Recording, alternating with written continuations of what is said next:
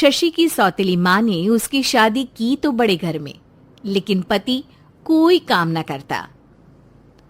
आप ससुर जी के साथ काम पर क्यों नहीं जाते? अब हाँ जाऊंगा, लेकिन कल से।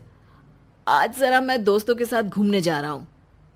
शशि के 2 बच्चे होते हैं, लेकिन रमेश का हाल वैसा का वैसा ही रहता है। एक दिन, सुनिए ना, बच्चा रो रहा है, इसके दूध के लिए पैसे नहीं है।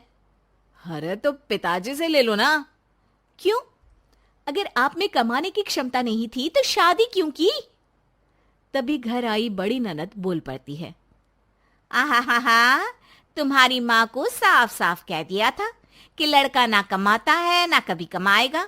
हम 4 बहनें हैं इसका ख्याल रखने के लिए, और पिताजी का इतना सारा पैसा, तुम्हें किस चीज की कमी रखी है? लेकिन थोड़े ही सालों में तकदीर बदल जाती है।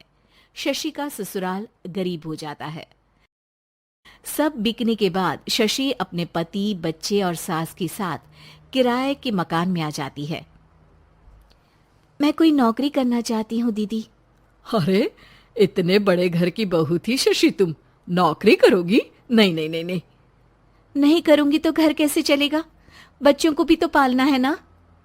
तभी शशि का भाई आ जाता है। शशि, ये ले राशन का सामान, किसी भी तरह की कोई भी जरूरत हो तो बताना। भाई, अब मैं नौकरी करूंगी। देख बहन, वैसे तो मैं तेरे साथ हूं, लेकिन हाँ, मैं ये भी चाहता हूं कि तू अपने पैरों पर खड़ी हो जा। शशि को एक प्ले स्कूल में छोटे बच्चों को संभालने की नौकरी मिल जाती है। एक दिन, शशि, मेरे स्कूल को अब तुम संभाल लो। मैं कुछ दिनों के लिए अपने बेटे के पास जा रही हूं।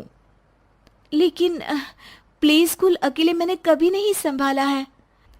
अब ये सब मैं नहीं जानती। इतने महीनों में तूने जो देखा, बस पूरे आत्मविश्वास के साथ उसे करना। शशि नीलम के जाने के बाद पूरे 1 महीने उसका स्कूल अकेले संभालती है, और फिर एक दिन आता है जब वो अपना खुद का स्कूल भी खोल लेती है। वाह शशि, तुमने आज मेरा सर गर्व से ऊंचा कर दिया। तुम्हारा यही आत्मविश्वास तुम्हें बहुत आगे ले जाएगा। नीलम, बहुत आगे जाने की चाह नहीं है, बस ये छोटा सा स्कूल मेरे बच्चों की अच्छी शिक्षा में मेरी मदद करे, यही मैं चाहती हूँ। शशि थोड़े थोड़े पैसों से ही अपना परिवार पाल रही थी। एक दिन उसके घर उसकी बड़ी ननद आती है। अरे भाभी, घर में कूलर तो लगा लेती, मेरी माँ को कैसे पंखे में लिटा रखा है? अरे तो शशि कौन सा एसी लगा कर सो रही है? वो भी तो यहीं रहती है ना मेरे पास। ज्यादा यहाँ आकर मेरी बहू को परेशान न किया करो। हाँ, मुझे भी शौक नहीं है इस छोटे से घर में आने का।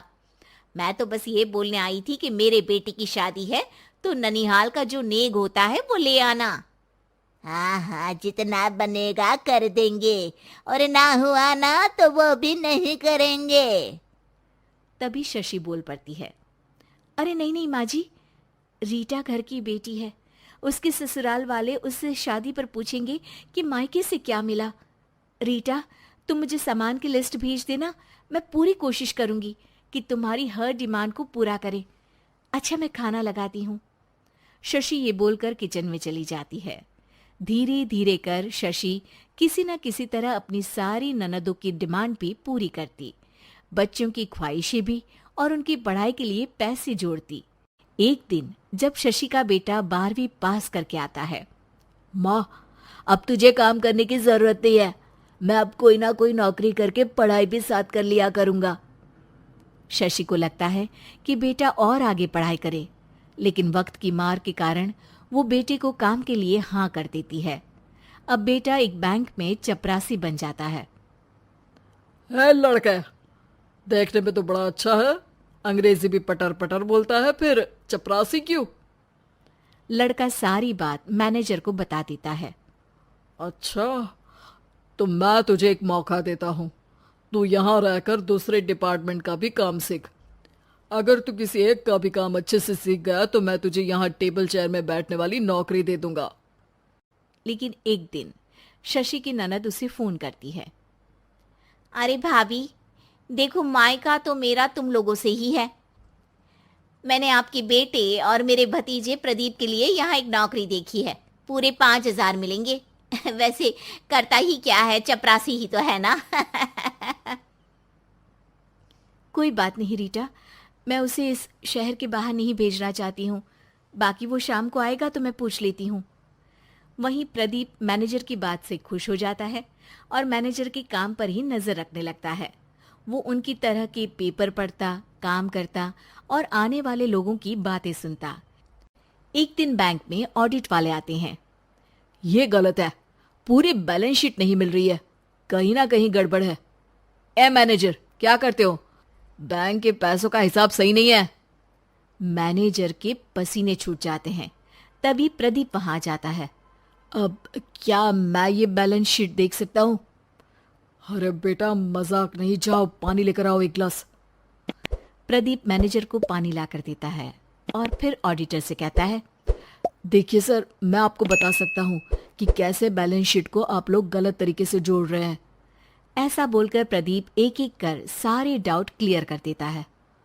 अरे हाँ, ये तो पॉइंट हमने देखे ही नहीं थे। गुड, कौन है ये बच्चा?